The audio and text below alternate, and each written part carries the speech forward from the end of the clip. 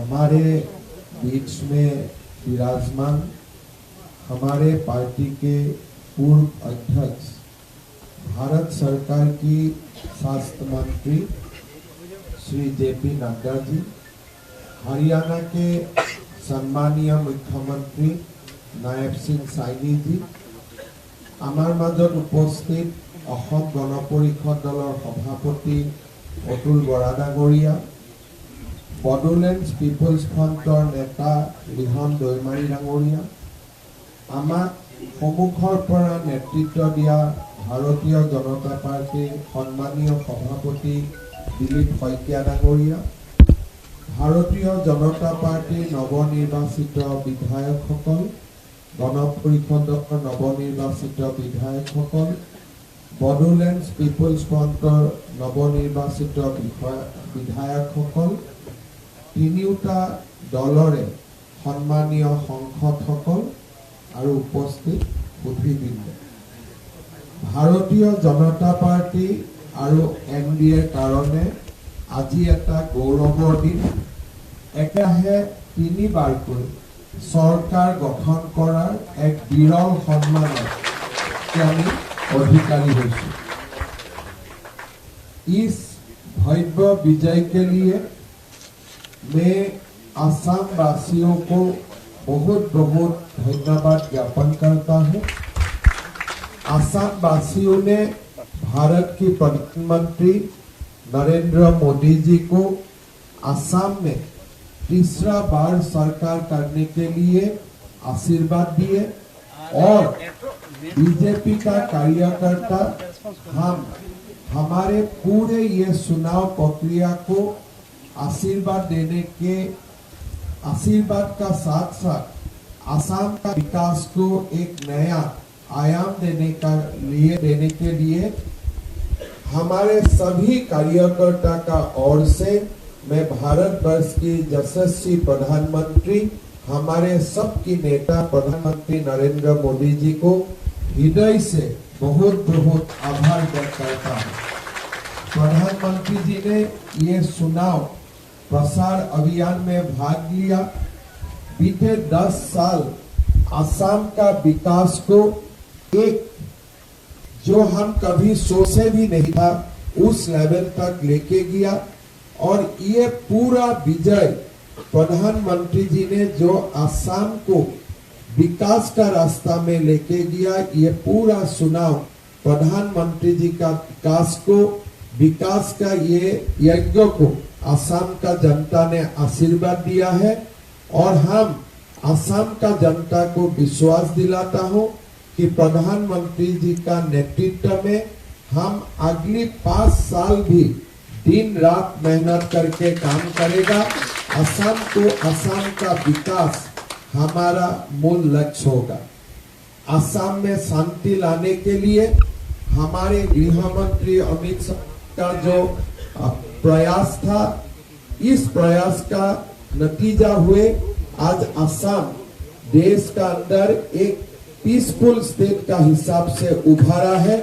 मैं सम्मानीय गृह मंत्री जी को बहुत बहुत धन्यवाद देता हूँ। हमारे राष्ट्रीय अध्यक्ष नितिन नवीन जी ने सामने से हमें नेतृत्व दिया। इस क्षण में मैं हमारे राष्ट्रीय अध्यक्ष नितिन नवीन जी को बहुत बहुत धन्यवाद देता हूँ।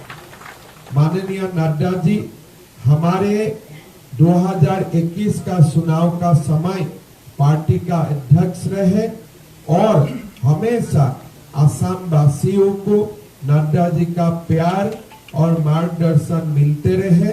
मैं माननीय नड्डा जी को भी बहुत बहुत धन्यवाद देता हूँ।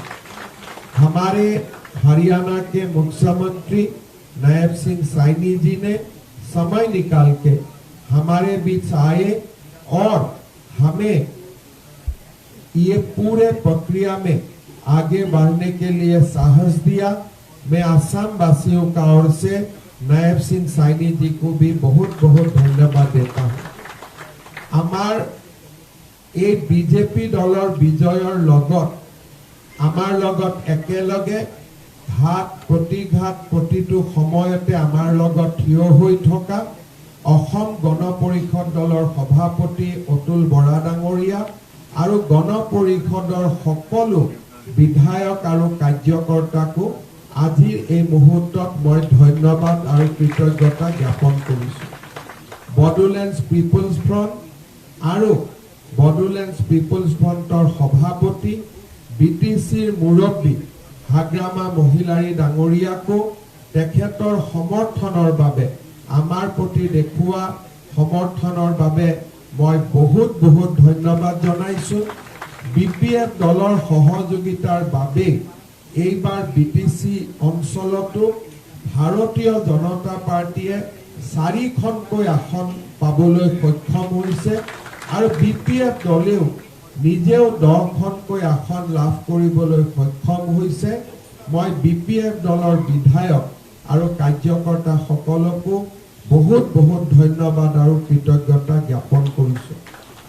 আপোনালোক সকলোৱে জানে অহা 12 তাৰিখে ভাৰতৰ প্ৰধানমন্ত্ৰী নৰেন্দ্ৰ মোদী ডাঙৰীয়াৰ উপস্থিতিত NDA মন্ত্ৰীসভাই তৃতীয়বাৰৰ বাবে শপত গ্ৰহণ কৰিব। মই অসমবাসী ৰাইজক অনুৰোধ কৰিম অসমবাসী ৰাইজে যাতে তেওঁলোকৰ আশীৰ্বাদ সদায় আমাক দি থাকে, কাৰণ অসমবাসী ৰাইজৰ আশীৰ্বাদ সাহসেই হৈছে আমাৰ কৰ্মযজ্ঞৰ প্ৰেৰণা।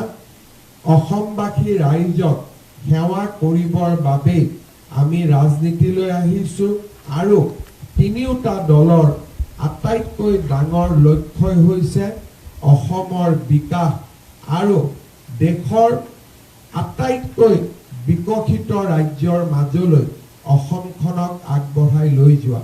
মই অসমবাসী ৰাইজক অত্যন্ত শ্ৰদ্ধা আৰু বিনয়েৰে সৈতে পুনৰ এবাৰ কৃতজ্ঞতা জ্ঞাপন কৰিছোঁ আৰু তেখেতসকলক আমাক এনেকৈ আশীৰ্বাদ দিবলৈ মই আকৌ এবাৰ অনুৰোধ জনাইছোঁ, প্ৰাৰ্থনা জনাইছোঁ। শেষত এই গোটেই আমাৰ নিৰ্বাচনৰ আজিৰ পৰ্যন্ত আমাৰ ৰাজ্যিক সভাপতি দিলীপ শইকীয়া ডাঙৰীয়াই আমাক যি নেতৃত্ব দিলে তাৰ বাবে মই দিলীপ শইকীয়া ডাঙৰীয়াকো অন্তৰৰ গভীৰতম কোণৰ পৰা কৃতজ্ঞতা জ্ঞাপন কৰিছোঁ। ইয়াৰ পৰৱৰ্তী পৰ্যায় হিচাপে এতিয়া আমি অসমৰ ৰাজ্যপাল মহোদয়ৰ ওচৰত যাম আৰু 102 জন বিধায়কৰ স্বাক্ষৰ সমন্বিতে আমি তেখেতক আমাক চৰকাৰ গঠনৰ অনুমতি দিয়াৰ বাবে প্ৰাৰ্থনা কৰিম আৰু অহা 12 তাৰিখে আমি শপত গ্ৰহণ অনুষ্ঠানত সকলো আকৌ এবাৰ মিলিত হ'ম।